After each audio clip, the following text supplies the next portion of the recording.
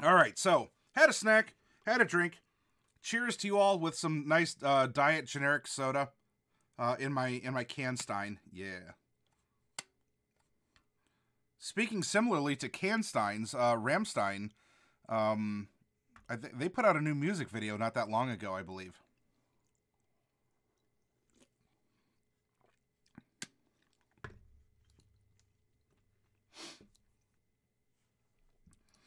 Now, something that I forgot to bring up, by the way.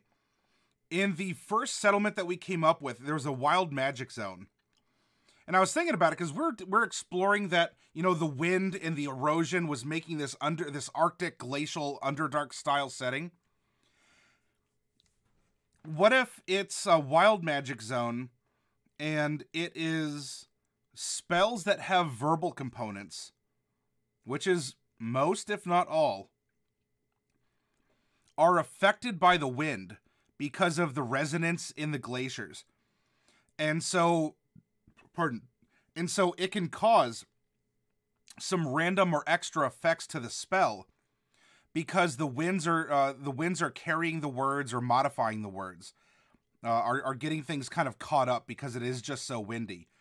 And so casting magic is possible, but if you cast magic with a verbal component, maybe unless, I don't know, you work out something with the DM about taking in like an extended cast, like a careful cast, then, you know, so everyone doesn't have to be a sorcerer with a subtle spell, meta magic. You know, there's ways you can cast without being affected, but that's the wild magic. That's how it's explained, and that's the mechanics to it. It's a good humorous anime, but it's not wacky. It's actually kind of dark at times. I think you'd like it. I'll have to see if I can find it on... I don't have Crunchyroll, I don't think. I don't know. I'll have to see if I can either just purchase the collection or find it on a streaming service.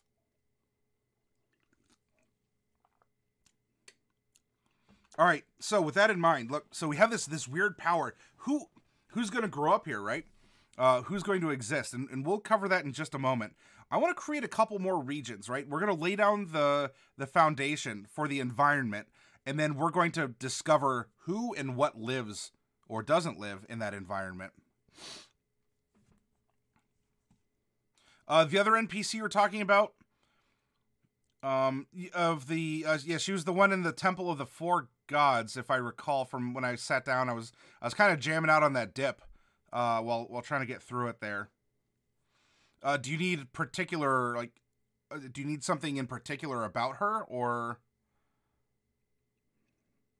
She makes herself into a goddess of justice who brings deliverance upon those who would bring great wrongs to others.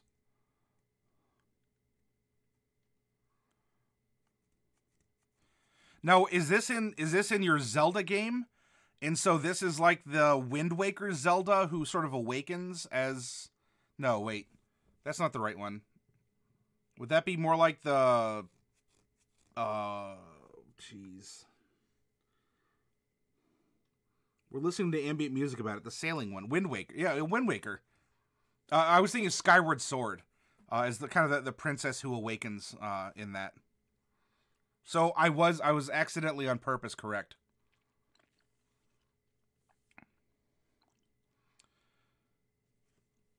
Misfit says, so my players went in a completely new direction, which I like, but now they are plotting a trap and sharing it with the BBEG, who has been plotting a trap for them for a few sessions. Oh, no. Yeah, it has... You know, you said you don't like spice, but it's definitely getting spicy, Misfit.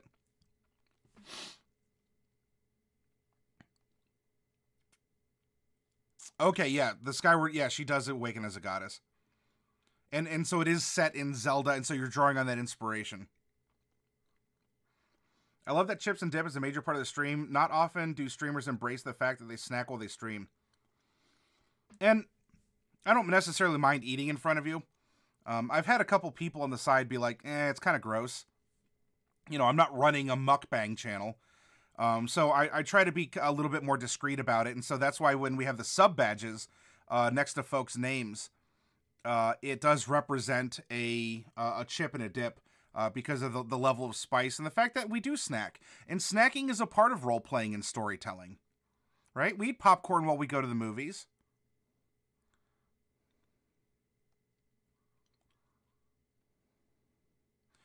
But no, while Zelda is a reincarnated goddess, this one is trying to become one. Got it. Whoa, Barbarian Jim. Hey, Barbarian Jim, I'll raise my stein of generic diet orange soda to you. Yeah, clever planning will always be overruled by dumb luck. Ain't that the tooth?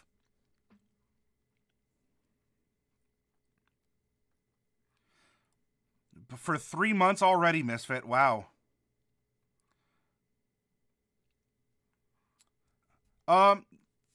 Yeah, I mean, look, going to the movies, use that as a guideline. Boobs and butt are generally PG-13. I mean, you see a lot of that in anime that's like, you know, TV 13 or 14 or something. So, look, I'm not opposed to them. I'm in the wrong business if I was.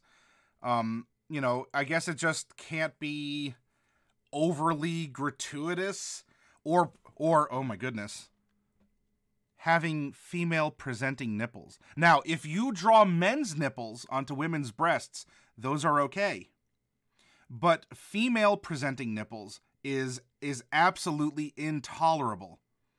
In 2019, where we're also told out of the other end of the mouth that everyone is equal, we all have freedom expressions. Many states do allow for women to go without a top, you know, to equalize and to not be subjected to somehow being different than men who can do the same thing. Yep, Sheeps, as long as you are drawing male nipples on your ladies, you should be good. Because it's just female presenting nipples that is a problem. I decided to make a few BBEGs outside of the main BBEG for them to deal with. Because it lets them add depth to their characters. I'm trying to make an antithesis character to them. That clears it up, yeah. So, I mean, Sheeps, I trust your judgment. If for some reason you're concerned, you can send a picture, you know, privately through Discord, and I'll be like, and I'll tell you, yeah, that's okay or not, because it's all just more about, you know, but what is art? Well, what is PG-13? I mean, look, in Titan AE, there was a very scandalous butt that was. Now, I mean, this is a different age, but in the cartoon movie Titan AE, there was a very scandalous butt. But it's a butt, so what? I mean, look, if you've gone to middle or even high school or college, there's a pretty good chance you might have seen other people's butts. You know, so, in fact, you know what? Hey, Grimvex, welcome. We're talking about butts. I am going to spam cat butts, just to clear the way. Yeah, in Secret of Nim, yeah, exactly. They say that in Transformers, the Transformers cartoon. So yeah, it's, yeah. I mean, when I say you got to realize PG-13 is what I put because that's a generally, you know, Twitch is a 13 and up platform. And while I'm not against, you know, I'm not against nudity. I'm not against a lot of things because, look, this is the profession in which I work. I would be a huge hypocrite, you know. As someone who's a part of the comic book legal defense fund, I would be an amazing hypocrite. But I keep it that way for the same reason why I ask people in a Magic the Gathering tournament or a Yu-Gi-Oh tournament or whatever, Pokemon, to not shout out, you know, oh, damn, oh, shit. Ooh, I said that on my own stream. And the reason for that is, imagine you are walking into a game store for the first time. A bunch of, you know, you mustered up the bravery or you took the time to set aside to go explore a store. And the first thing that hits you when you open the door are just series of F-bombs or people saying, you know, S my D, you know, that was a lucky top deck, you effer. Do you want to be in an environment like that? I mean, it might not personally offend you, but what does that say about the establishment? What does that say about the management? does that give you a hostile feeling? Does that mean that you wouldn't want to take your spouse or another friend or kids, like a niece or your own daughter or son, if they're young? Do you want to take, your 8-year-old into the comic store where people are dropping F-bombs and telling each other to S their Ds? I know it's unfair because I say the letters and it forces you to say the words in your brain. So I understand. It can seem very hypocritical because I'm not saying it, but I might as well be saying it. And so that's why I keep the level as I do on the stream, because, I do want a bunch of first timers. I do want people to come here and not have to worry about,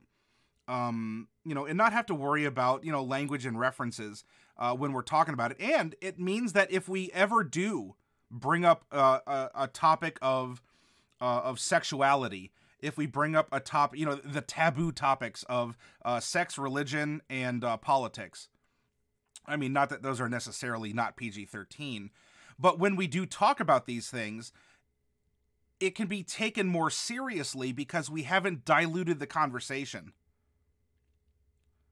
Right? Or for the same reason why I don't normally cuss in the store.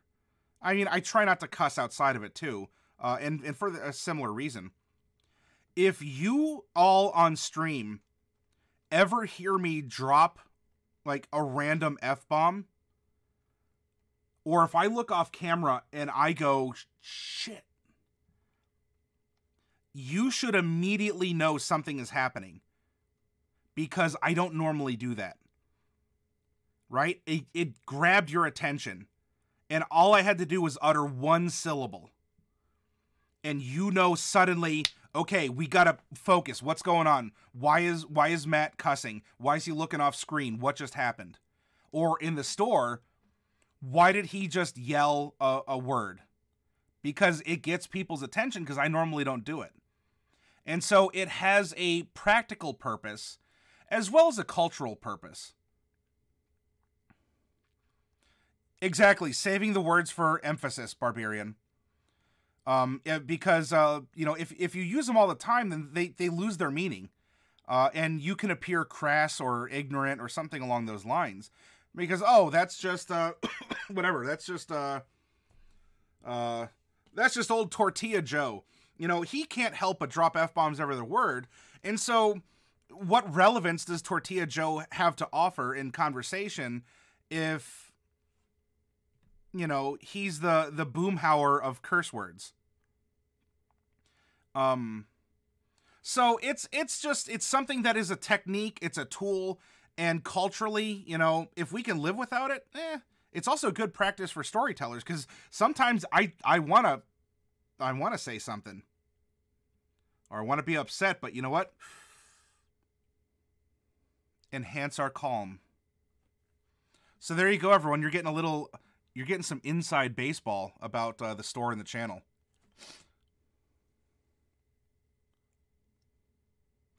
Yeah, Barbarian, I scrolled up. Twitch can be touchy about sexual intent too. Yeah, because even if it's art, even if it's like very purposely art, but then again, we say purposely art, but what's the difference between art and pornography? For some people, they can't tell. Others, you're just like, well, I'll know it if I see it, but then again, you have to see it, so there's a chance that you could get, offended in some way.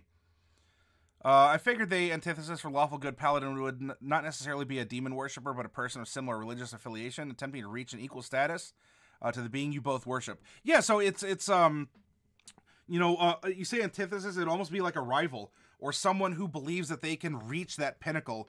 So instead of looking up and holding reverence, they're holding themselves in equality.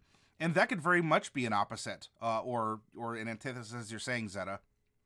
Jay Seinfeld said the F word was a Corvette. He hates Corvettes because they're clunky, gaudy, and likes Porsche because of the precision. Makes total sense. I was just wondering because I drew a harpy and she got them boobies. Sheeps, if you want to, if you want me to take a look at them, you could just send me a picture and I'll let you know. Hey, and also, hello, Nem. Welcome. It's good to see you here. Will Smith doesn't have to cuss in his raps to sell records. Yep, crowdfunded. You are correct. In fact, Isn't that a lyric actually in one of his raps? Yeah, and Zeta, I'm not calling anyone out. If you cuss, look, you do it for your own reasons. I'm not trying to belittle anyone. You do come across as you do to other people. It all depends on the location, the context. If you do it with your family and your family doesn't care, then who cares? If you're walking through the mall and you can't help but, you know, do it because that apparently those are the only words you know, that can send a different message than if you're in a more comfortable or intimate environment, like with your family or close friends. Nobody would know something was wrong if I dropped the F-bomb. I had to really stop doing it, driving with my kids in the car. Your way is really the better way. Crowdfunded. Hey, thank you for saying that. And I appreciate that. I wasn't fishing for a compliment, but I'm happy that I landed one. And that did mean something, and that and not just that it meant something, but you can accent it and you can project it and say, you know what, that really is a habit. You know, it should be an attention grabber and not flow like water from our faucets.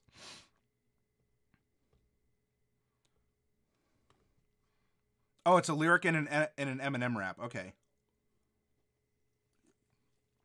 it was Eminem. All right, well, hey, so. All right, you know, old Matty Morgs has got it. He can partially identify lyrics from various rapper hippity hops. That's right. Yeah, that's right, crowdfunded.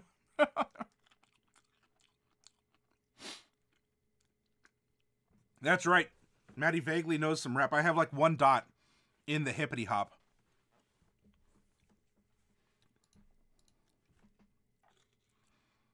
Meanwhile, like, y'all don't know what I have in my car. And just kidding. I don't, I listen to audiobooks in my car. I'm currently getting through the final book in the Redwall series called The Sable Queen.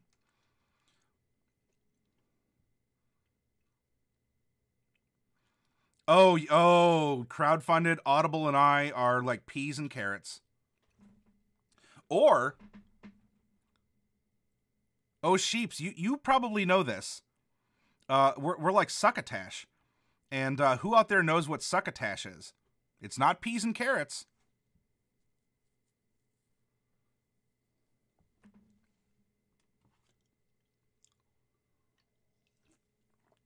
Nah, succotash is not sauerkraut. Oh, sheeps, your southern pedigree is riding on this.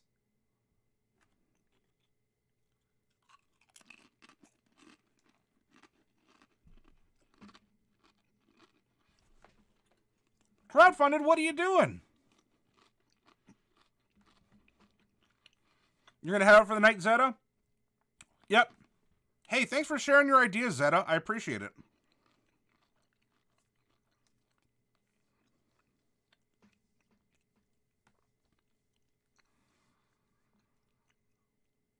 Lima beans and corn. I don't know about the tomatoes. Tomatoes might be optional, but succotash is at least lima beans and corn. All right, Southerners. What's ambrosia? If your mom's fixing ambrosia, what is it? Ooh, that sounds good, oh sheeps.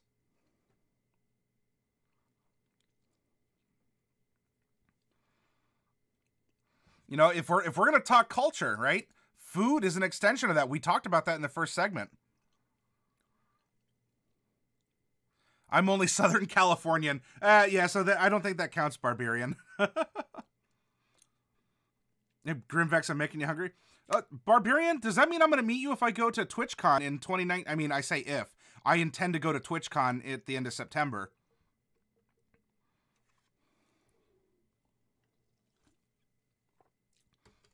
Isn't it? Yeah, it is, oh sheeps. Oh sheeps has got it. That is ambrosia. And you even said, isn't it? Aw. You spoiling me, oh sheeps.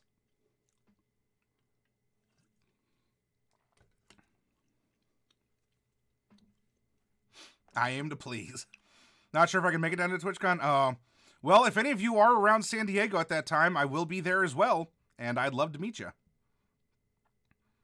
Yep, it has marshmallow. We're talking food, man. I had that buffalo chicken dip. I'm enjoying some generic orange sody pop.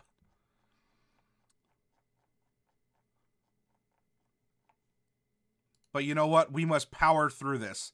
We must continue, for D&D is not to be enjoyed. It is meant to be a struggle and a toil. Dude, I made chicken and dumplings from scratch last night. Oh. Crowdfunded? Would those dumplings stick to my ribs? Be honest with me. Would your dumplings stick to my ribs?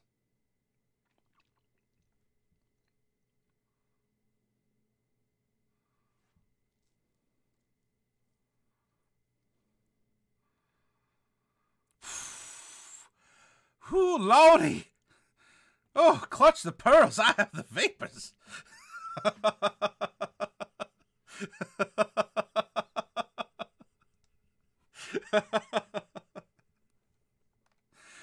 we just generated a forest in a swamp biome.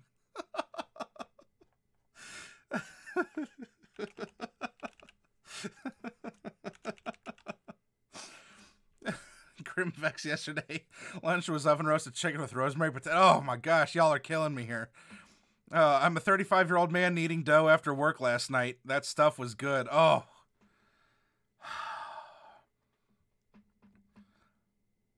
It would stick to my ribs, and I would probably get the itis also. Let's be real.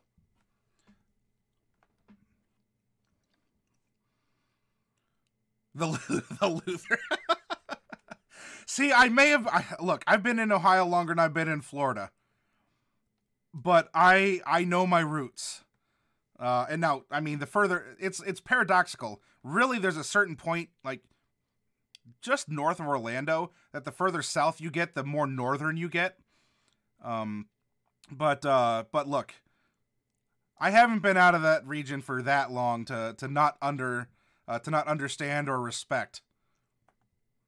Miami is not Tallahassee. That is correct. Yeah. Yep. I mean, considering a lot of people just call Florida Southern Ohio. It's oh, jeez. What are we doing having fun? What is all this fun stuff and conversation? We're supposed to be doing worksheets and, and talking fantasy. Tampa's the last bastion of Southern and Florida. And so, yeah, I was, Tampa was about an hour north from me. So I was kind of on that line. Yeah, D&D is serious business. We need to make Dungeons and Dragons as realistic as possible. And clearly, when we have a forest and a swamp, not talk about Florida. Or if any of you have read the Pierce Anthony series, you know, the Florida, well, it's not called Florida. It's called something else if any of you are aware. And I'll give you a hint. There's a big old lake there called Lake Okeechobee. No, crowdfunded, you're fine. Oh yeah, I know the pronunciation crowdfunded. This is a reference to a fantasy novel series. Barbarian, you read them. So do you remember the name of not Florida? Because it was clearly another magical realm that had a big old lake called Lake Ogre, as in like the monster Okeechobee.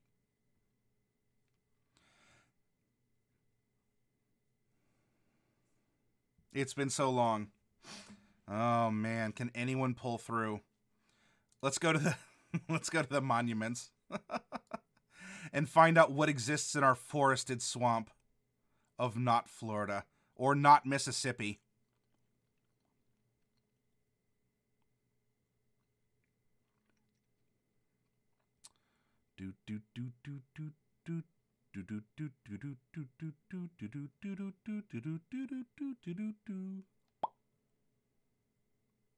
Here we go. 2d20. 20 and 6. There's a totem pole and an intact obelisk etched with something.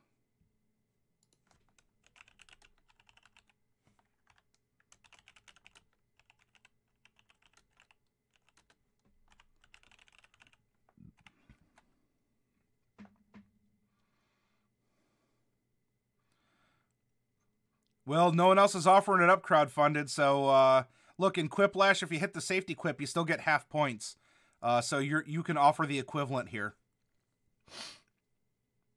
Now, there's also going to be a weird locale, and I'm going to roll a d20 for this.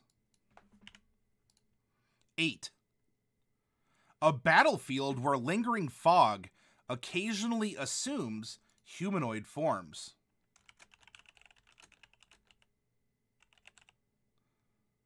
Oh, a battlefield where lingering fog occasionally assumes humanoid forms. Now, does it have to be humanoid? No. Do we want this to be, I don't know, misty dinosaurs, misty dragons? Do we want this to be a battlefield where they reenact something? And maybe the fog isn't fog, they're ghosts? Maybe this is the site of a village and something happened and people turned into fog and they live their lives. In fact, maybe it's a weird locale, but we have fog people. And they just sort of live in their own world, like kind of like quasi-ethereal. They don't necessarily interact with they don't interact with the world unless maybe something happens, like it's covered in water, like a dew, or it's caught in a fog cloud or a mist. Because if it's covered in water, then they can interact with it, which means if people want to interact with these others who are sort of like shifted out of phase, then they have to cover themselves in water to be able to accommodate. And, you know, we're talking a swamp, and so there's plenty of water around. Yeah, crowdfunded, you got it. It is Xanth. Xanth is not Florida in Pierce Anthony's world.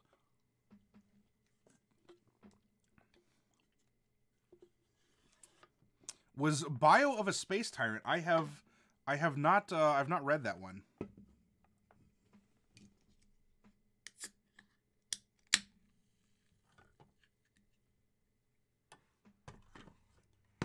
No caffeine.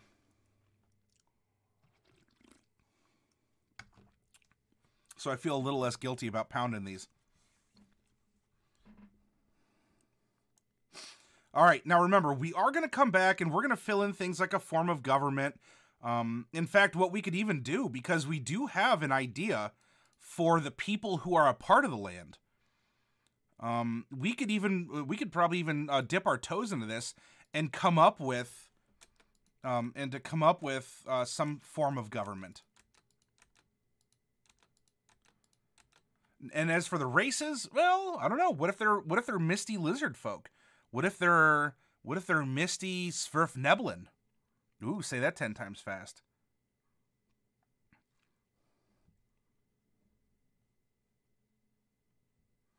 Let's try it, huh? Yeah, let's give it a go.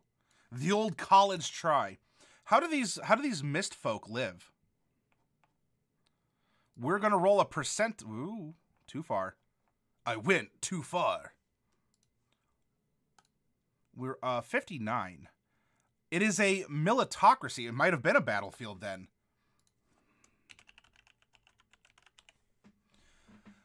A militocracy. Military leaders run the nation under martial law using the army and other armed forces. A militocracy might be based on an elite group of soldiers, an order of dragon riders, or a league of sea princes. Solamnia, a nation ruled by knights in the Dragonlance campaign setting, falls into this category. Yeah.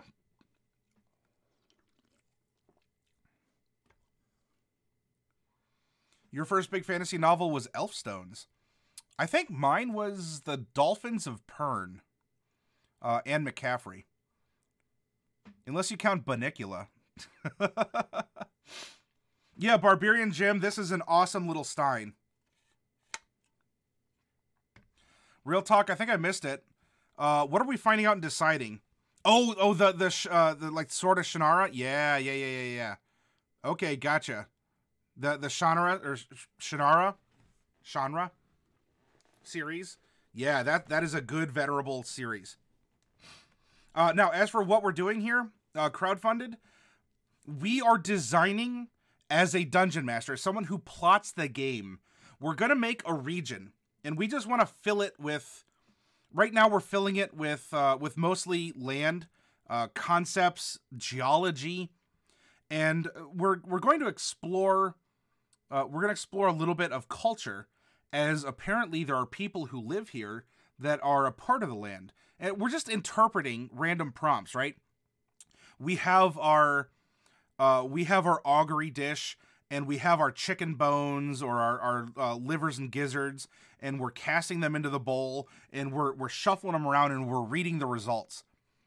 And this is an exercise in improvisation. This is an exercise in critical thinking. And this is a way to help free up our minds from the confines of, oh, it's a forest. So it is a deciduous forest that's located in Western Europe, because that's what we're used to. Or it's a forest, it's an old scraggly pine forest located in the American Southwest. Okay, it is a forest, but let's think differently. Let's challenge ourselves to make a more unique setting that will stand out and wow the potential players that we would be offering this game setting to. I feel ashamed to say my first novel and first fantasy novel was Harry Potter and the Sorcerer's Stone. Why are you ashamed of that, Black Wolf? I don't think there's a reason to be ashamed of that. So through these random prompts, there's we're challenging ourselves to think about things in unique and interesting fashions. Do we develop what they are just out of our heads, or are you pulling completely from your guide? We're going with a couple. We're going with a couple random prompts, but most of it is us connecting the dots in our own noggins. Crowdfunded. Wow, Grimvex, you pounded that book then. Jeez, in a day.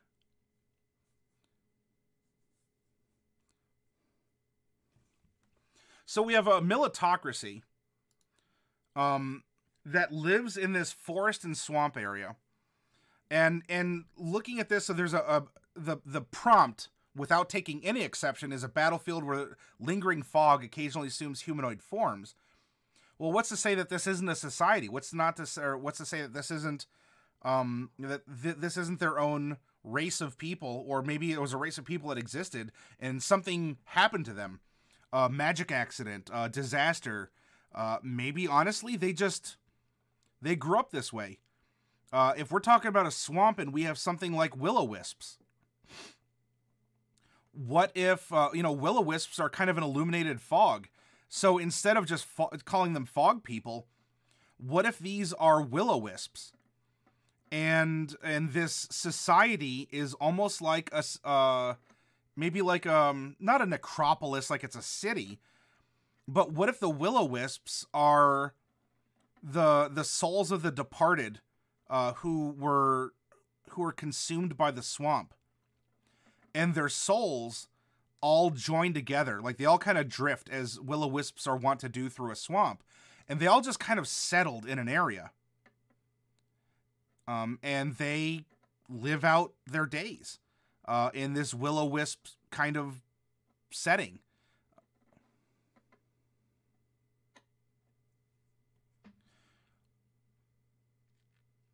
If they're nomads because they flowed with the humidity, or they were left, they're left off of nomads that traveled on and they decided to stay behind. So now you have separate societies that developed along different paths with a common ancestry. I like how you're thinking, Crowdfunded. And the fog you get in a forest acts differently. No, Crowdfunded. No, work with me. I'm picking on you. You clearly didn't say no bully. So I'm gonna I'm gonna pick on you here, Crowdfunded. So let's say that happened at some point in time. A society entered this area, and they split. Maybe some were mired in the swamp, but the rest of the nomads continued on. But because of the nature of the land, or a curse, or magic, or whatever happened, we actually have two societies that grew up in this new fashion. And in fact, that could explain the totem pole and an obelisk. So the swamp fog, whatever the swamp mist, or we could still call the swamp people like will-o-wisps, something like that. Or if you have any, I mean, we're talking down in Mississippi, so I don't know if there's any sort of supernatural terms, because there's like the Rougarou, but that's werewolf stuff.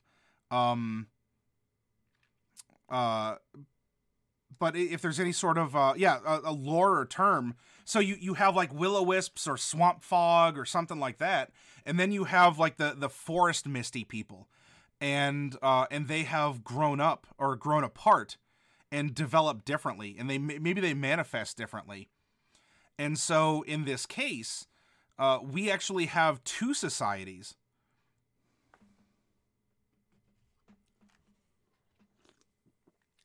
So the militocracy, why don't we assign to the forest?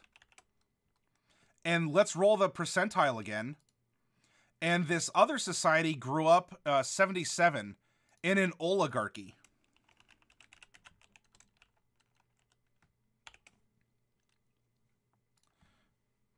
And an oligarchy is government ruled by a small group of people. A small number of absolute rulers share power, possibly dividing the land into districts or provinces under their control, or jointly ruling together. A group of adventurers who take control of a nation together might form an oligarchy. The free city of Greyhawk is an oligarchy composed of various faction leaders, with a Lord Mayor as its figurehead. And so now we have this. We have the totem pole, which perhaps is a representation of the oligarchy. And so this is a notable monument because this marks the swamp people's territory. The obelisk, right? This hard symbol with etchings showing a very rigid command is more of the militocracy, which is, it's going to be more of the forest people that exist here.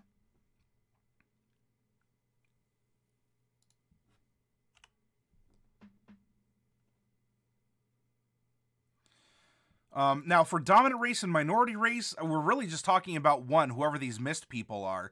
Now, if we wanted to introduce, in a world where several races exist, we say it's humans and dwarves. And we roll dominant minority as humans, dwarves. That doesn't mean, though, that dwarves aren't the ones in control. Because you can have a small number of people that are in control of a large number of people. Or you could just have it be that there's way more humans than dwarves. So for the race composure, I think we're settled that, we kind of have two sub-races. And maybe we could even develop who are these mist people. That could be an interesting project for this channel as well.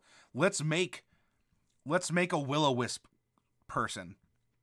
Ultimately the nomads died and their souls linger on, but the souls can somehow go on to reproduce and carry on, and they've just grown out of their mortal shells.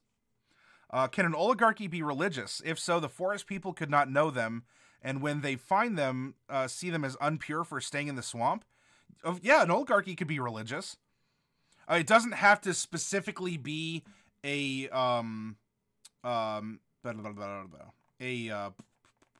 why am I derping on the name? A theocracy, derp. Shame on me. That name should have come quicker. A theocracy is directly, it is religious, but it doesn't mean an oligarchy couldn't have religious rulers. Yeah, we could develop something like that and add some custom Matty Morgs races. We'll see what happens this week with that, or if it extends into next week as well. Now, we can put things like race relations. What is the relationship between the two? We'll find out. Let's roll a... actually, we got to go to page 112.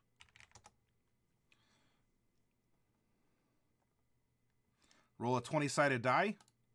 1. Harmony.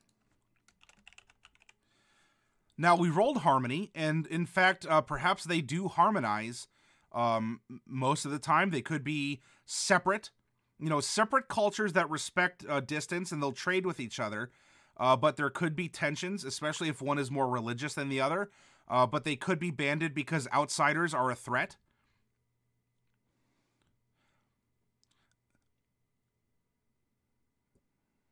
Whispers for the name, by the way. That's my light bulb.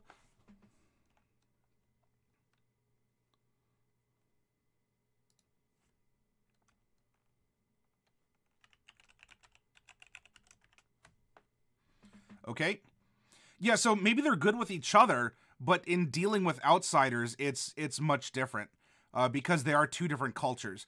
It doesn't also mean that they don't have, you know, banditry, crime, exploitation.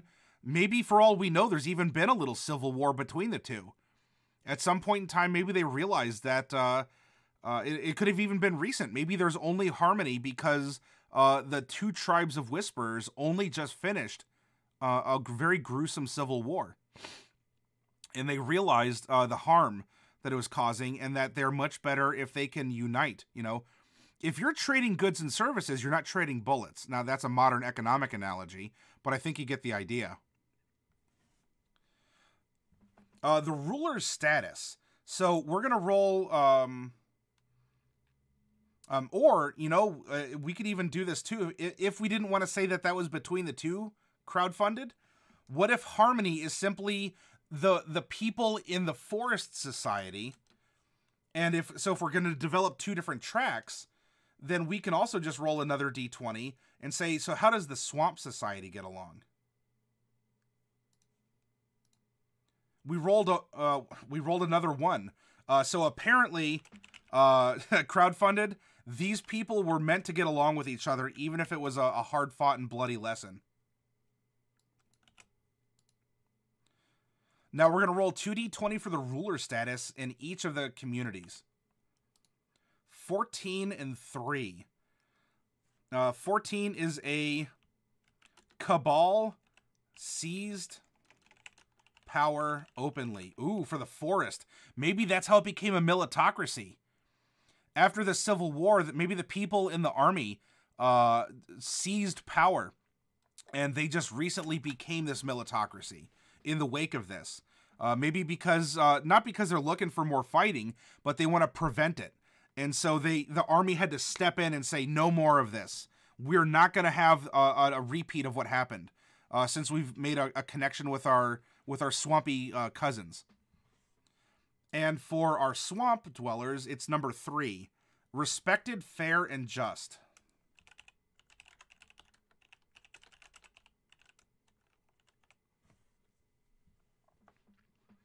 Yeah, in Iron, you can have a benevolent dictator. You very much can. Now, is it common or does it last? History proves that that's not always the case. But exactly, crowdfunded. Yeah, crowdfunded, we're making the decision on the dice rolls. Now, you do not have to do this. Look, everything that we're conceiving in our minds, crowdfunded, you don't have to have dice for it. The dice are simply a prompt that's challenging us to think about a society and to grow it as we're going along. So it's you know, if you want to call it a crutch, that's fine. I'm not going to take an insult to that. If you want to call it inspiration or amuse, that's fine as well. But really, crowdfunded, there's nothing we're doing that you couldn't have come up with on your own. Exactly. Yep. Life needs that spice, mon ami.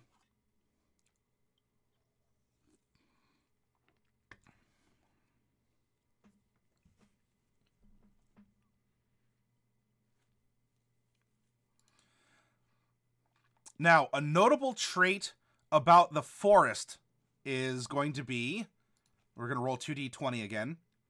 We have 15 and 10. 15 is an important library or archive.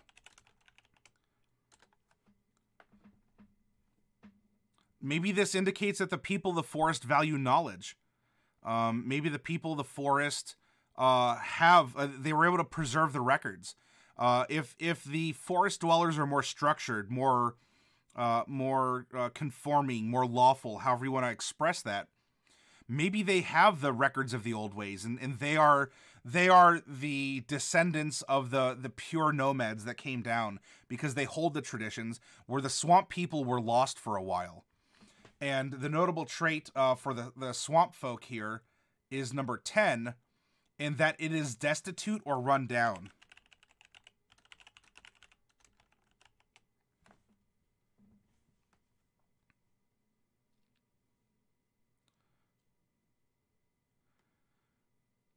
Yeah.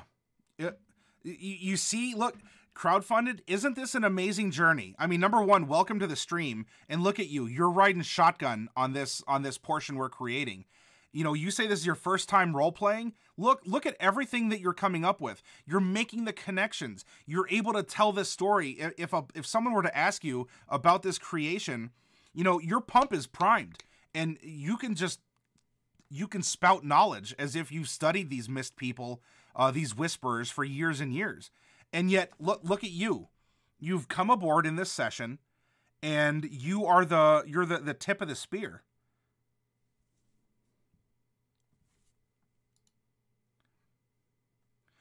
Now, the forest area, or the forest people, are known for its, and we're going to roll 2d20 again, 13 and 19. Oh, the forest people are known for their godlessness. So perhaps they're a lot more secular, or at least agnostic. Perhaps because they have this archive or this library, they value facts and knowledge, not necessarily hopes and dreams. You know, or as the phrase goes, it's been lambasted a lot lately, but, you know, thoughts and prayers. They say, you know what? A thought and a prayer is not going to stop, isn't going to stop the forest fire from burning down. We need to think of a way to get the water to to put out the flames. And so they're going to employ more of the cold, hard logic. Yeah, hey, crowdfunded, you're very welcome. Well, the library isn't destitute. This is a notable trait to the Forest Society. The Swamp Society is more destitute or run down. So maybe they don't live in, what many would consider to be a proper house. Maybe they just live on, maybe they live over the swamp on pole huts. Yep, no, it's no problem. I'm kind of just doing this loosey-goosey, crowdfunded. Now, so the forest people are known for their godlessness, and that doesn't mean that there's not religious people. It's just on the whole, it's like, look at Japanese society. Even in Japan, there's the saying that goes, you're born Shinto, you marry Christian, and you die Buddhist, because there's all these religious celebrations. But on the whole, the Japanese society is rather atheistic. They hold ceremonies. It's not that they're not aware of religion, or there's not, Japanese people with deeply held religious beliefs, but they are not themselves very theological. And now for the swamp people, we rolled a 19. The swamp people are known for a strong drink.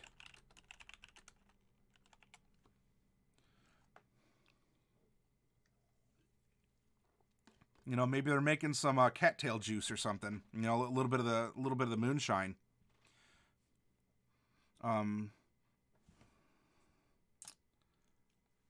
Now, in each of the societies, there's a current calamity.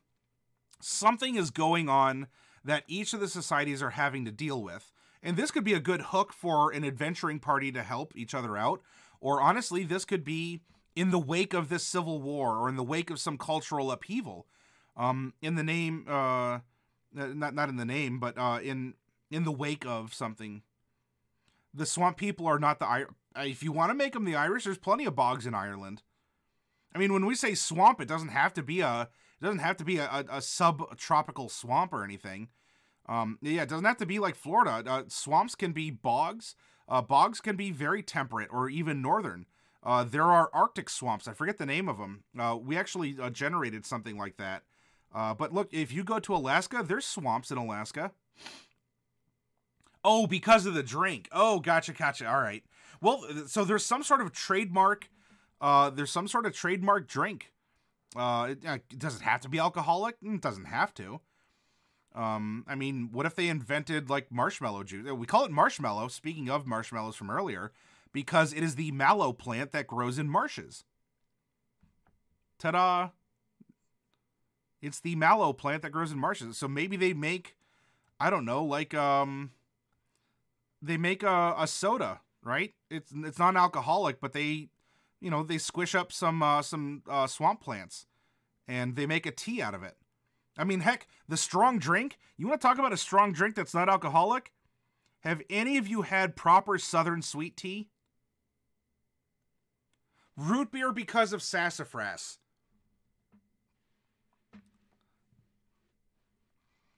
Hey, Hunter, it's great to see you back again. How did this conversation start? So, Hunter, Wednesday through Saturday, we are a workshop channel most of the time. And this week's workshop theme is we're building a sandbox region as DMs in order to challenge ourselves creatively, in order to read random prompts and try and make a story and a setting and a unified theme throughout it. To be able to present to these fictional player characters that we want to run a game for.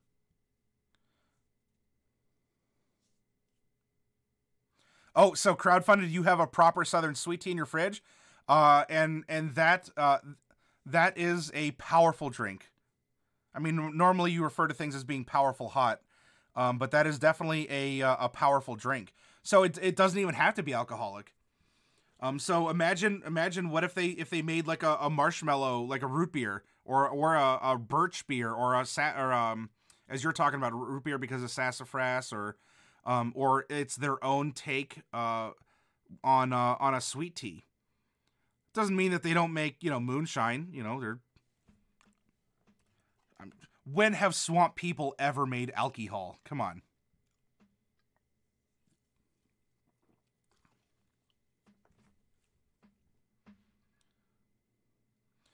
No. Crowdfunded. Nope. No sitting back, sir. You're a part of this. You're my expert here. All right. So the current calamities. What is going on in each of the regions? 1 in 14. Uh-oh, the suspected vampire infestation. Now, how can you have a vampire infestation if these people are ethereal or misty, or perhaps they're just not, I mean, they're not all there. No, I don't necessarily mean like, woohoo, not all there.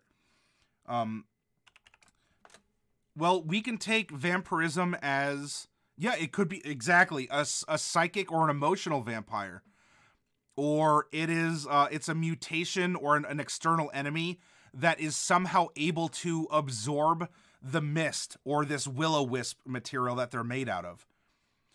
So they're it's not blood specifically, but it is another creature that is parasitic to them and feeds on them, and perhaps doesn't have to, but perhaps even turns them into more of their kind as a manner of reproduction. Pardon me. You know, because vampires don't reproduce by, we'll follow some IKEA directions and just say, insert tab A into slot B. Vampires have another method of reproduction. And so the forest people might also be militarized because there is this threat. Mold would be a vampire to people of moisture. So yeah, so maybe these are people, so they are, you like the zombie ants. So maybe there are those mist people who were misty enough that they held these mold spores that started growing in them, almost like air plants, or again, we'll do some southern references here. If you all have seen Spanish moss in trees. In fact, who was it? Was it Zeta? Someone out there wanted to see sentient moss people. This could be a way. There could be a moss or some other mold or something that was able to manifest in these airy moisture conditions and to take over the bodies.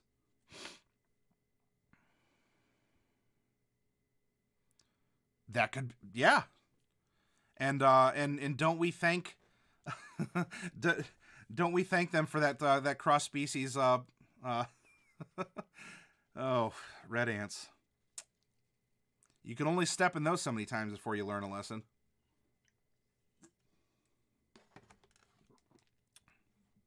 I knelt in a fire ant pile. That was not a good day.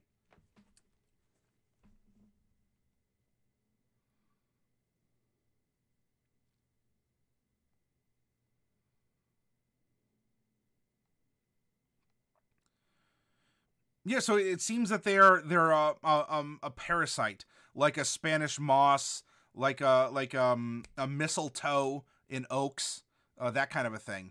Yeah, we can make a note of that down below. But so it's vampire. We're just gonna put quotation marks. Whoops. Now the swamp people, of course, aren't getting off scotch free. I mean, we talked about the Irish, so we'll bring the Scotch into this too. The Scottish. 14 is their current calamity. There is a prophecy of doom that is beleaguering our poor swamp will-o-wisp people, the whisperers, as Crowdfunded had called them. Vampirism in Blade is a parasite or a disease. I think they treat it as a disease.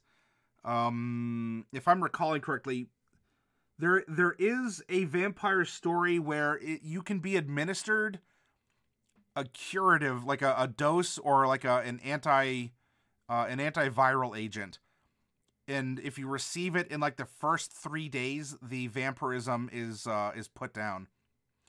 I think that does go. Ooh, that is a part of the story in the manga Dance in the Vampire Bund.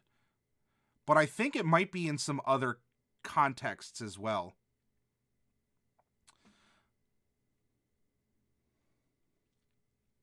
Oh, and in yes, and in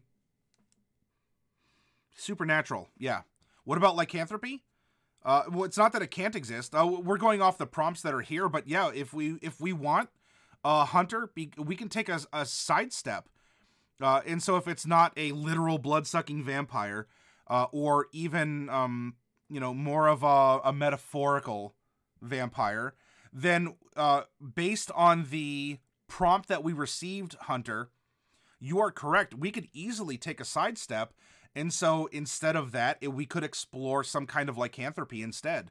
That there is this infestation among the people, where we're all suddenly putting our heads down and patting our knees as we're playing a game of werewolf. And Shush the Smole. Hey, thank you very much for that follow. I hope you've been enjoying the conversation.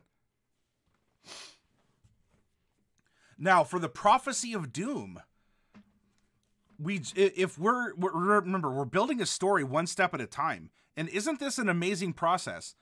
So let's say that these mist people got out of a civil war. This is the current events. And there's still this prophecy of doom. Something is going to be happening. And that prophecy of doom could very well be the adventurers that will potentially be visiting, right? Because they are the foreigners, they are the outsiders. And so in this case, not everything is, oh, we'll kill the vampires and then we'll be the town heroes, yay! In this case, look at a lot of the natives of Central and South America. It wasn't really a prophecy of doom, but they did have religious beliefs that gods or divine beings would come to them on great billowing white clouds. And what did the conquistadors do but arrive on ships with great billowing whitish color sails? A level of technology and amazement that the natives hadn't seen, and took that as prophecy. So in this case, we have our adventurers roll up to Swamp Town. That's obviously, that doesn't have to be the name. But our adventurers roll up to Swamp Town like, hey, we're here to be the good guys. And they're met with stares. They're met with an ostracization. you know, people don't believe them because, you know what? What if these are the ones who fulfill the prophecy? We just survived a war, and now look, the outsiders have come. And so while they may be very, you know, swampy, you know, everything's cool, man, kind of, you know, laid back hippie will-o-wisps, they don't have to be. I'm just kind of throwing that out there for fun. And to make the juxtaposition of they suddenly become resolute and suspicious of the outsiders. And will them trying to prevent the prophecy cause it? Crowdfunded? You're a sucker for a good story, huh?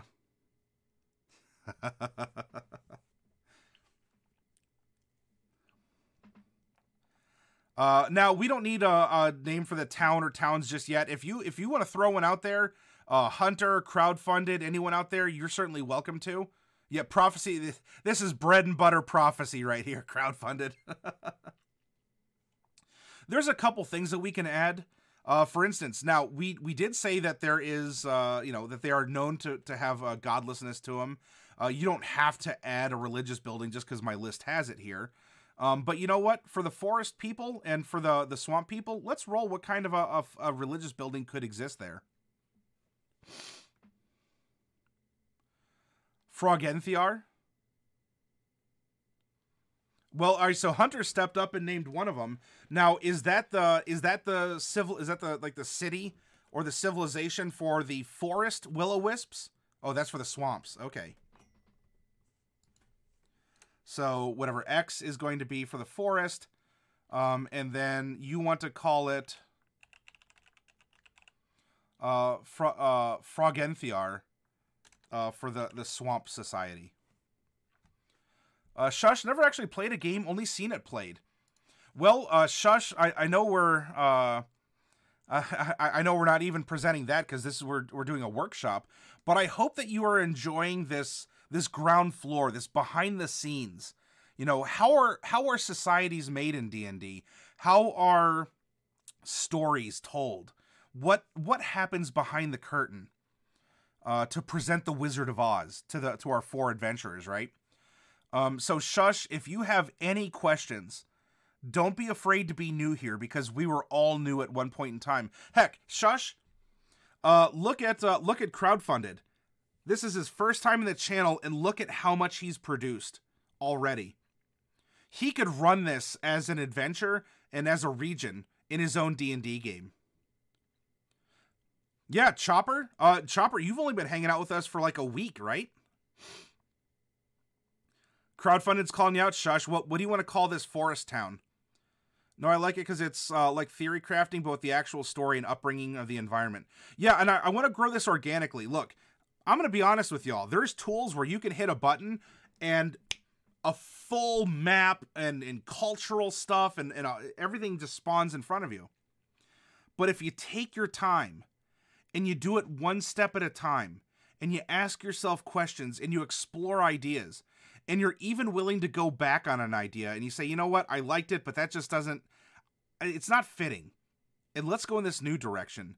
It creates such an amazing organic story that will empower you and make you comfortable as a dungeon master, as a DM, the one who runs the game. DM also stands for decision maker. Hey, Victor, welcome. Yeah, Hunter, you've only been here for a little bit.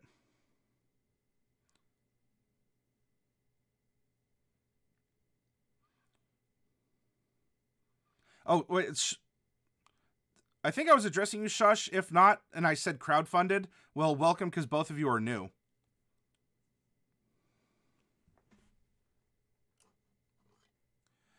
Okay, you just started? All right. Shush. No, you are not. You're not the only, and you won't be the last crowdfunded. We were all new at some point in time. So Shush, here is your prompt, okay? At some point in time, a long time ago, there was a great tribe of nomads. I don't know the race. Goblins? Humans? Dragonborn? Tieflings? Lizard folk? Bugbears? whatever. There was a great tribe of people. And at some point in time, a lot of this tribe was lost in a swamp. But the rest of the tribe, after trying to save them, had to move on. And those people ended up getting lost in the forest. And perhaps because of some sort of karmic balance, perhaps some mystic property of the swamp and or the forest, all of these nomads, the ones who were left behind in the swamp or those who moved on to the forest, ended up just dying. They turned into these people who are made of smoke, of mist, who are made of fog. They're will-o-wisps, right? They still function, they can still think, but they don't exist as we do. In our modern, I mean, in a campaign D&D setting, in our modern ways. And so now, after a while, these two people ended up finding each other again, and it caused a great fight, a civil war amongst them. And only now is there peace that is held together in recent years. The name of the city of the swamp people is Frogenthyr. But now, shush. We need a name for the forest. What would the forest people call their society? Grimvex would be like me, lurking around and get flooded by these great people's ideas and bring some in your own campaign. Grimvex, you're doing exactly what I hope that you and others do. I want you to have inspiration, and I want you to use it either directly or with your own flavor.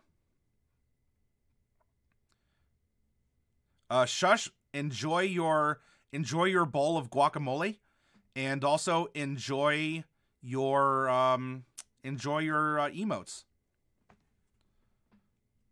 Oh, the alert. Oh, shoot. Well, thank you for that. I didn't know that there wasn't any background sound going through. Boy, it must have been so quiet. I know that I can have verbal diarrhea at times here. I'm incessantly talking. But I'm sorry you didn't have any background music either. Shame on me.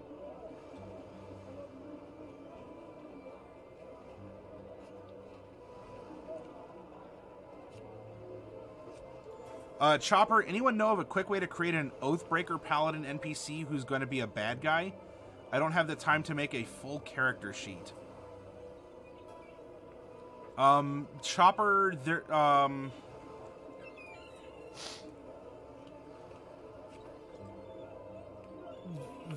I mean, to do it, just make it. That is the most direct fashion. If you know what you want your villain to do, usually things like, you know, is it a female high elf with a certain whatever, you know, that isn't as, it can be, or it can sort of hook your villain into your story. But don't get too caught up on details.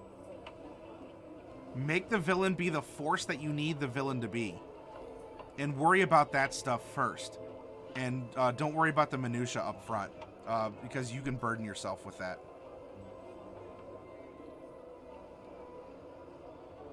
You know how exhausting it is to run 2 mass combats? Me neither, because I find some way to skip over the second one. Mass combats can be exhausting, Victor. And D&Ms, you are awesome. Thank you for handing out those subs. That's really cool of you, man.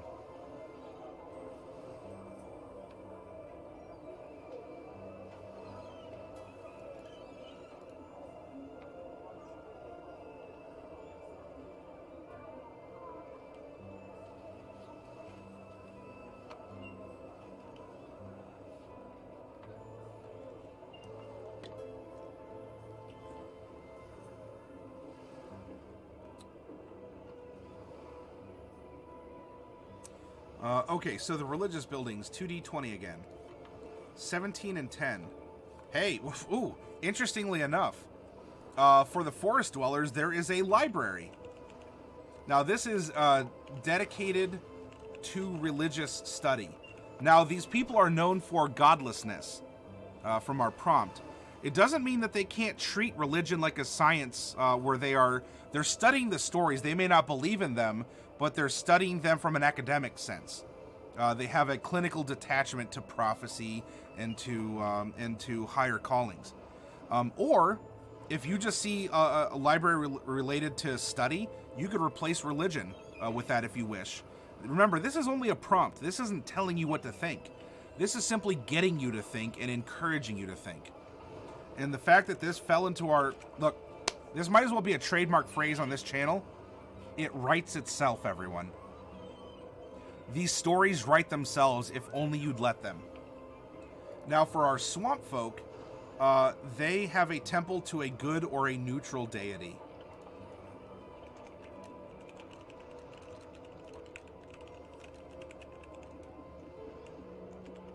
And it's up to you.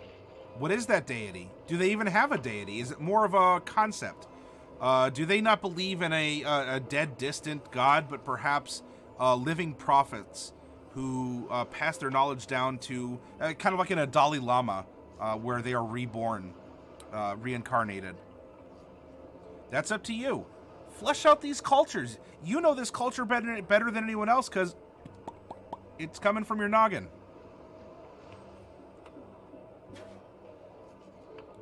You want to name the Forest Town Schmoops?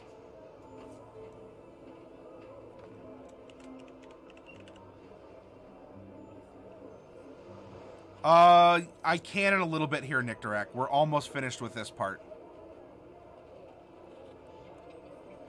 Now, something else, again, is this required? No. And also, does every town only have one tavern in it?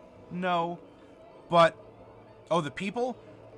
Maybe there's well, maybe they're colloquially known as that, as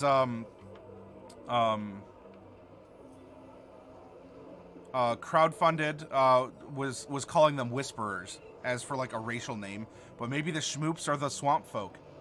The whispering swamp folk are called Schmoops, if you wish.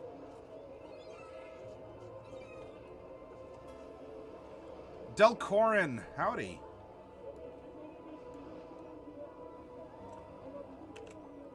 We can. There's nothing necessarily stopping us from that. We're coming up with ideas that challenge the norm, to go outside the player's handbook and even the other expansions.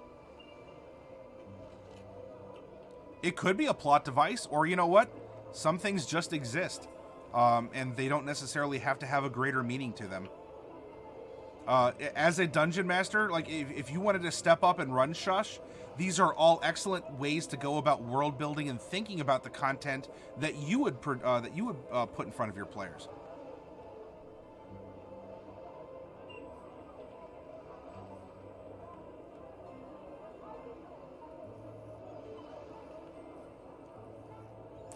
Now, the prime tavern, the place where you know, all the cream of the crop people who go in the Forest Society. We're going to roll 2d20 for the name. 13 and 20. So it is known as the Roaring Star. Can you imagine the plank that they have outside of the inn or outside of the tavern kind of swaying in the breeze? And the best place in the Swamp Folks area is known as 2-9. The Golden Lamb.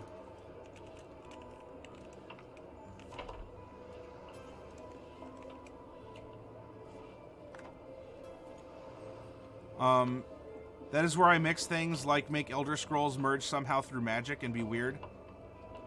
Elder Scrolls is a good gateway to D&D. Unfortunately, I haven't played Elder Scrolls games, so I can't connect beyond maybe some basic knowledge or some memes. But it is a good introduction into fantasy roleplay. Shush. Why are they named these things? Exactly, crowdfunded. And if you're asking me that question to get an answer, I provided you one. Why is the best tavern in the forest town known as the Roaring Star? Was there maybe the day that that they set down from their life of being nomads and started? It could be, yeah, it could be a part of the prophecy. Now, the prophecy was for the swamp people. That doesn't mean that on the same day that the forest people saw a falling star roar across the heavens and land somewhere, maybe even close by. You know, that they named it after the star, but maybe the swamp people called it the Golden Lamb because it looked like kind of like a sparkler streaking through the sky. And so we actually have two taverns named after the same thing, but from different perspectives. Or the Golden Lamb is the name of the prophet or the god that the swamp folk follow. And the Roaring Star is named after the general who's taken over. So maybe the proprietorship was changed in the wake of the Civil War. And the general, who's always known for bellowing, and of course has many stars pinned upon his chest, you know, is an insignia of something. Maybe the Roaring Star is a military reference. There's a lot of ways we can take it, but crowdfunded, you asked the important question. Why? Why? The Golden Lamb is the prophecy, the Roaring Star, they just thought... That could be it as well. Exactly. The Roaring Star, of course. Yeah, we'll all cheer to the Roaring Star. It sounds fierce. It sounds... If we have a militocracy, it sounds strong. It projects strength. Victor, you know how fun it is to do cavalry charges in mass combat because it's fun, especially with my winged hussars. First, they charge in, attacking with lances, dealing nice damage, and then I describe how the other enemies who still lived were getting crushed under their hooves. Which are you using some homebrew for that, or are you using Unearthed Arcana rules, or what are you doing for that, Victor? And it's misleading to the story? Hey. For the Roaring Star, just an idea that popped, but might be a far-fetched idea. But imagine it is it's a hollowed out comet that crashed down on Earth and that the forest people made into a tavern? Brilliant! Brilliant! You have the approval of crowdfunded. And diadems. That works. They live in, well, not live. I mean, they don't live in a pineapple under the sea. They excavated this this crashed meteor, and in fact, maybe this nomadic tribe followed the and get where I'm coming from with this, right? So we almost have a Three Kings thing going on. Maybe these nomadic tribal people. Oh, that's gonna take too long.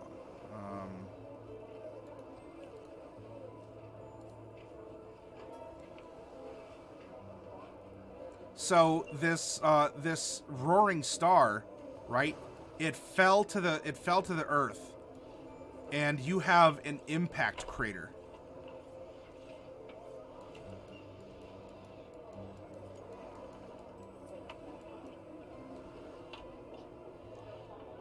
And that impact crater ended up filling with swamp water because it's a depression, right? However,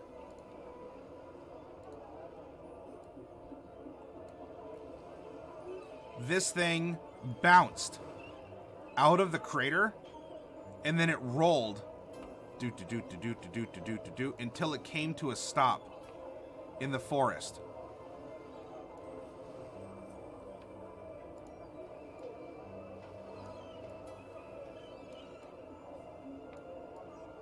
In fact, all this probably used to be forest. The swamp probably has a bunch of old logs and stuff floating in it, you know, from where it was just blasted. So now in comes our nomads that were chasing this falling star, maybe even as a part of the prophecy, and they're going through the forest, and then they follow to the point of the swamp, and here, you know, maybe about half of the nomads get mired in the mire, and the other half either can draw themselves out or they go around. And so they pressed on here.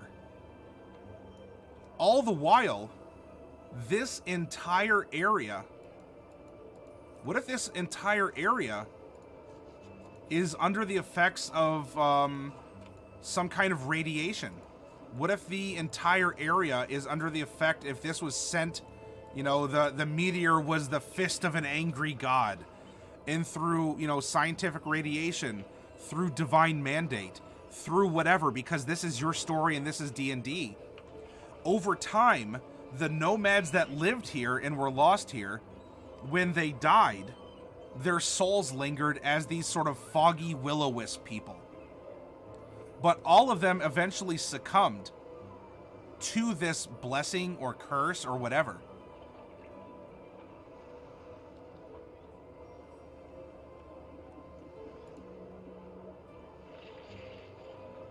Yeah, crowdfunded. Crowdfunded, you got it. You got it. How'd they deal with a warning when they no longer believe? Yes.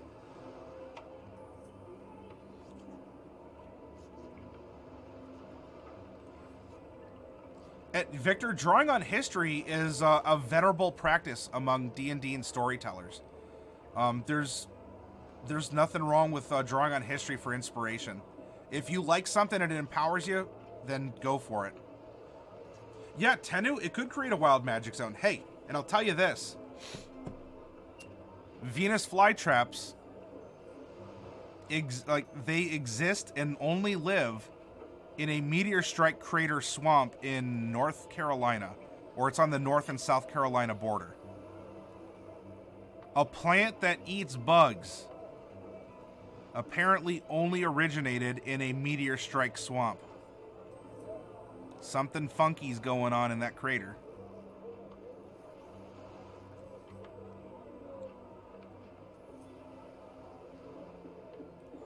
So look at this. Look at everything that we've made in this segment. We have a history of a people. Even a history that's lost to us, but it can be explored. Look at, we made a history. We have a philosophy or a religion. We have lifestyles. We've seen a divergence in the populations. They have their own cultures. We even established that they found each other and there was a war. But now there's not, but that hasn't happened for, you know, they've only been without war for so long.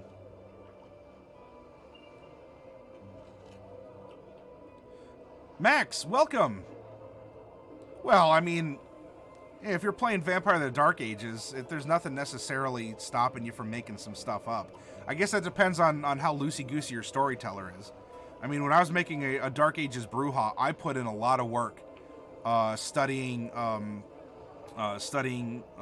Mediterranean and European history, since my character's story was interwoven in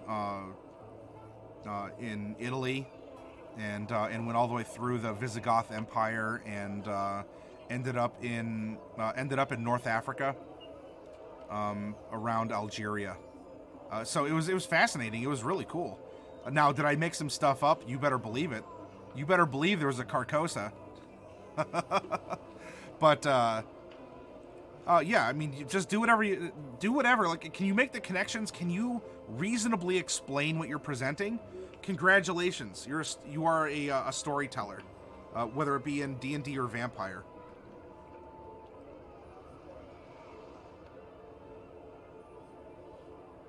Can we add Bruce Willis? If you're paying, I don't mind. And so lastly, the tavern style for each of these places. Roll 2d20. 16 and 4. So the Roaring Star caters to a specific race or guild. So it would be, I mean, if they're all these kind of will-o-wisp, these mist people, then maybe the Roaring Star is just for people who are active military. It's sort of like a, you know, like a VFW or an American Legion, or something along those lines. Or if we do want there to be several different races of who have succumbed to this kind of this radiation, this effect of the land from the fallen star, then it could just be to the halfling equivalent, or the like. But that's for the forest folk. And then the tavern style for the swamp folk, we rolled a 14. It is a gambling den. And what better place to find your fortune or break it, or to try and achieve a prophecy, than to roll a bunch of dice or otherwise. Maybe in hopes of getting lucky and receiving a vision, or finding a way to stop this prophecy. Or maybe the prophecy was just ginned up because of so much gambling and so much bad luck.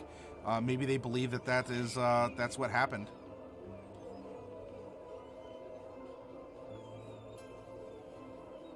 Hey, that's really cool, Victor.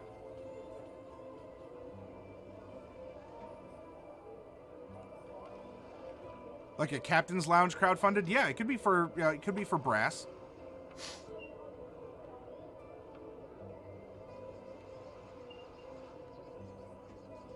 And there you go, ladies and gentlemen. We started with this. We started with a blank 1 page.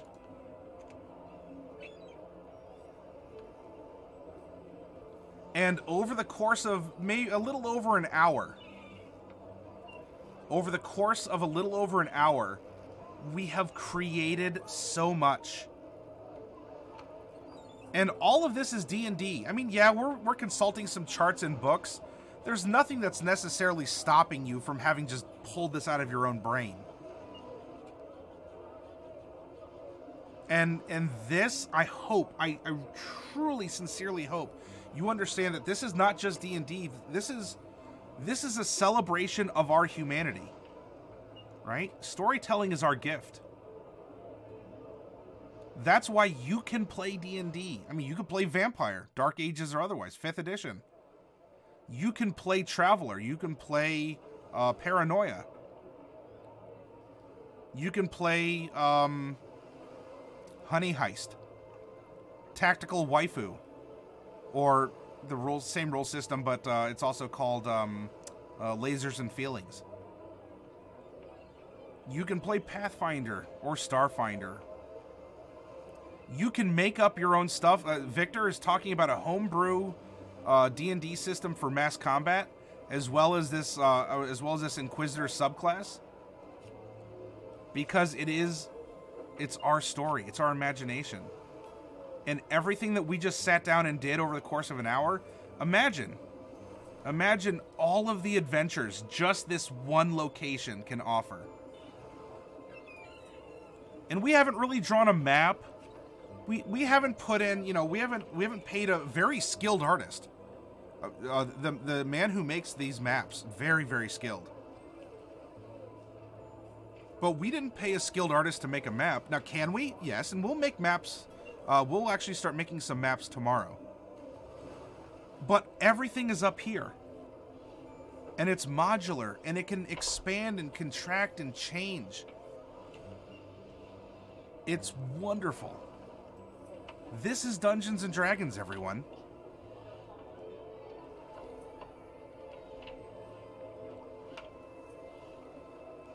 Max, you looked up history for Germany in the 11th century, but at the same time felt constricted? Well, again, there's always wheeling and dealing you can do with your storyteller. I'm sorry you felt constricted, though, when you're making your character. In the end, I hope you're still able to have fun with him or her.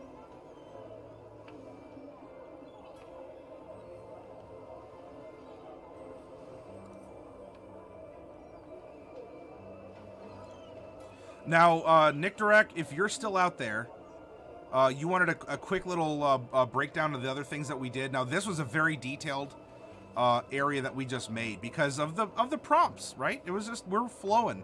We're just playing it where it lied. Because I'm not worried about the people per se. We talked about people in this exercise because it came up, and they're still undefined. Right? They're just these kind of like misty will-o-wisp things. You know, do they have horns or tails? Do they have 4 legs? Do they have 2? What's going on? We don't know. It doesn't matter right now. So the first area we came up with, we randomly rolled for an Arctic Underdark.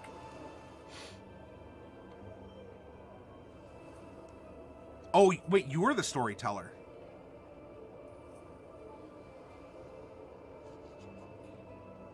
Well, there are a number of World of Darkness and Vampire players, Max, in our community. So if you have questions regarding that, I know there's folks I can reference you to.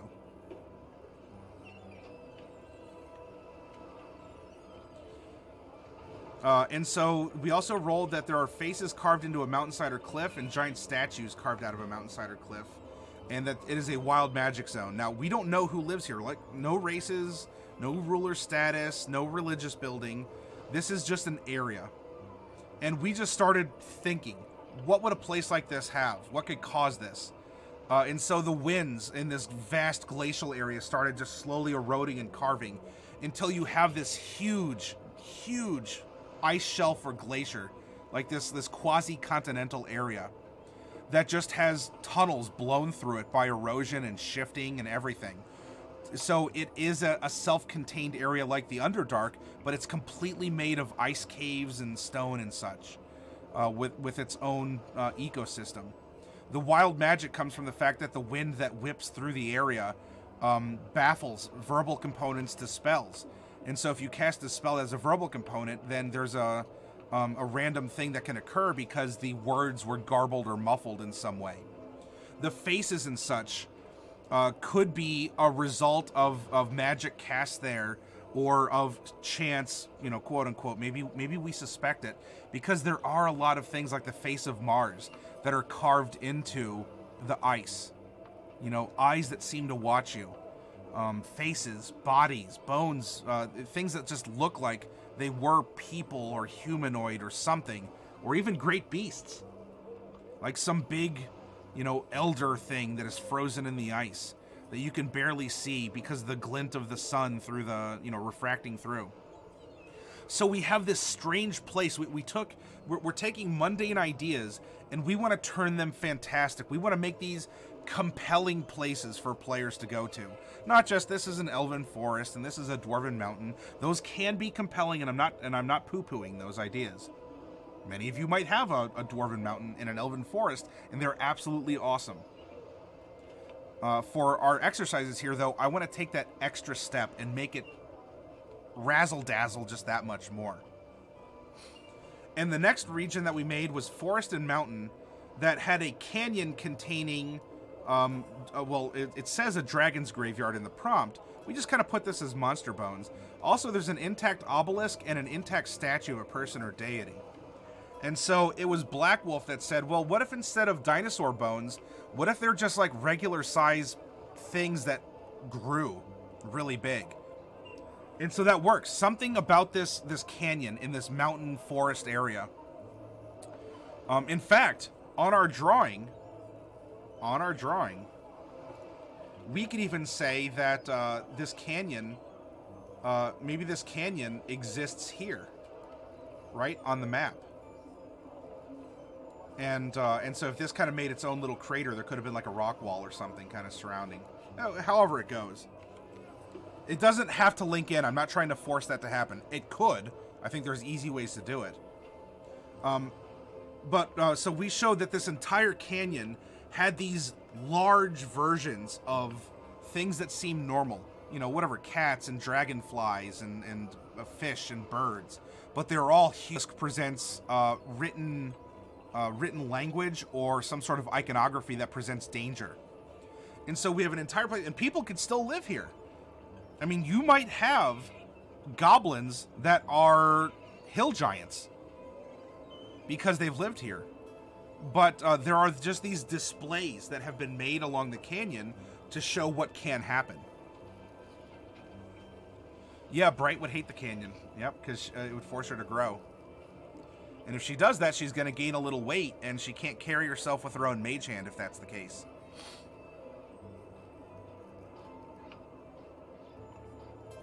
Alright, so, one more.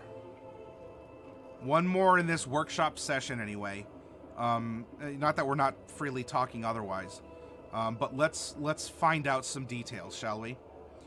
We're going to go to the player's handbook and go to our 8 biome types that are presented or represented by druids and rangers with their abilities. We're going to roll 2d8. 4 and 8. Whoa, we just love the forest. Forest and Underdark. Okay.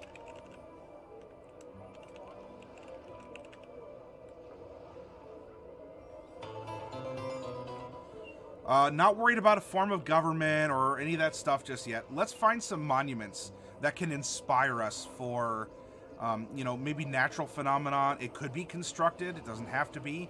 Again, we're just taking this as a prompt. It doesn't have to be literal. It could be metaphorical, or we'll just take a step sideways. 2d20. 1 and 19. A sealed burial mound or pyramid. And 19 is a ruined or toppled circle of standing stones. Kind of like a Stonehenge. And, Genrei Shinobi, thank you very much for that follow. For reason. I like having 3 distinct things, personally. You could have 5. I mean, I wouldn't stretch it out too thin. But, you know, have something that sparks the imagination, catches the eye. 16. A river ferry guided by a skeletal captain.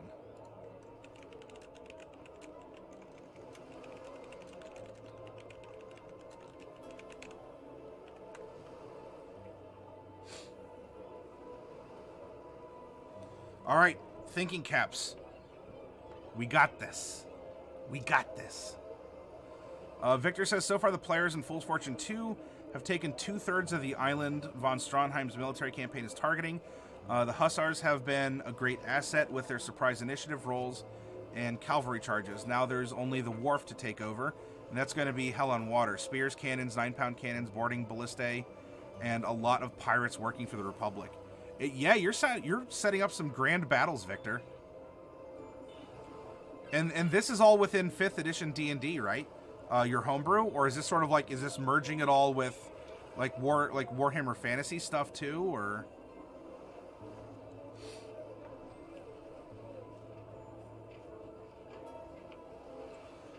So let's grotto. I mean, we didn't roll coastal. It doesn't mean we can't have saltwater. Is the forest a bunch of coral that has grown up in this dark environment? Is the Underdark actually an extension of the forest because of the roots of the trees that are tangled itself?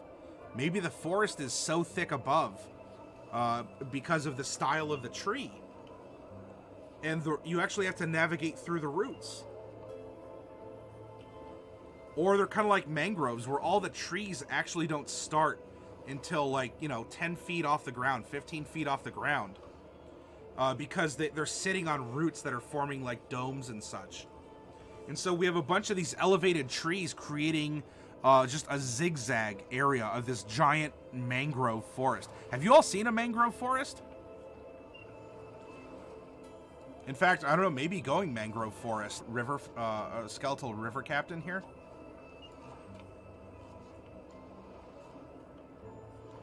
All right, so you see what I mean with this? The trees are starting above the roots, so this could be an example of, you know, of a captain navigating through the Underdark of this dense, watery woods.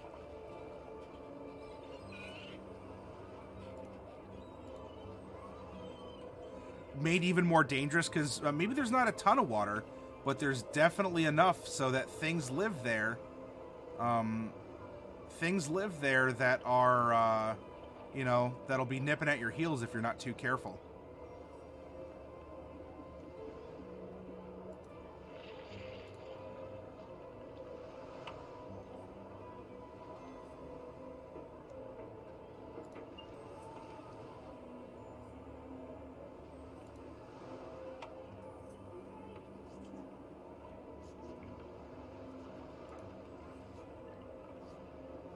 All right, you want to talk about an Underdark map? Look at this.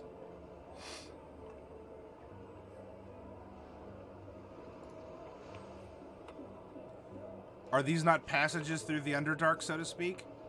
Or an equivalent?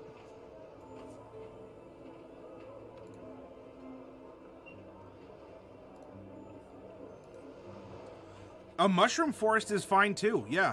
If we want to go with a traditional, like a cave-like structure, you can have a forest of mushrooms. I haven't played Skyrim, so I...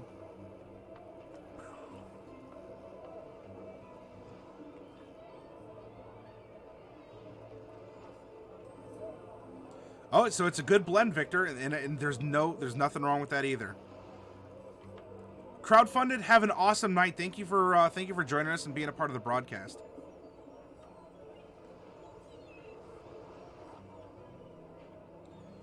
You know, so we have this ruined or toppled circle of standing stones. Does it have to be stones? Could it be a circle of trees?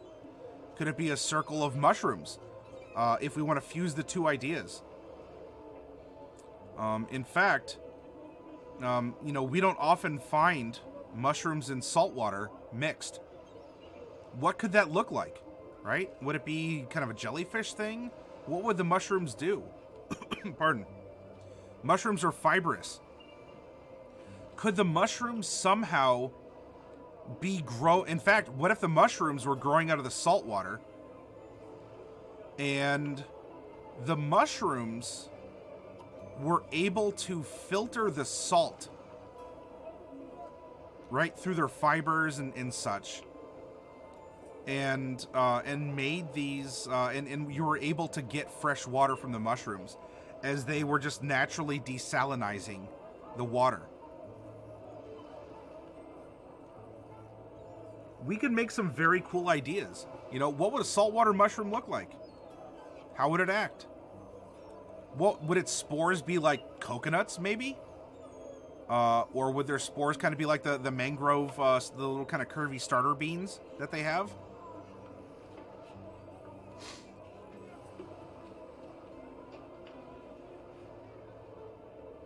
Would, you know, would this sort of Underdark society, you know, we can call it Underdark, or we can just imply a general ecosystem that it's very contained and vast.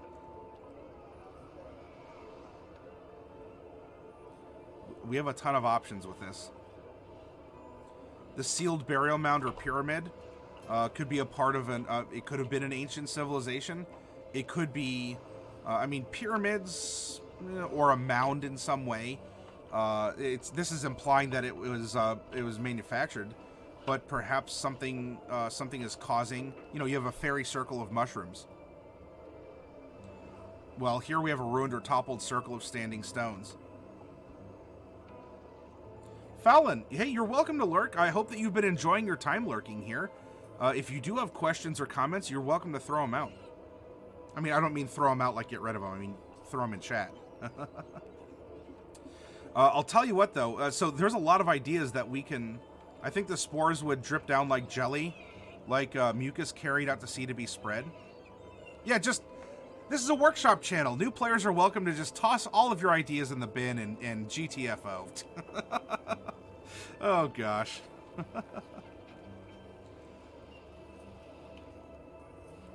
So, Tennu, could people, like, eat these spores? And, like, would they have water? Or would it be sort of like a... You say it's like jelly, mucus, would it have, like, a natural gelatin to them? So it'd be like a coconut, but really soft and squishy? That could be interesting. Fallon sold. Bada, bada bing, bada boom. Hey, forget about it.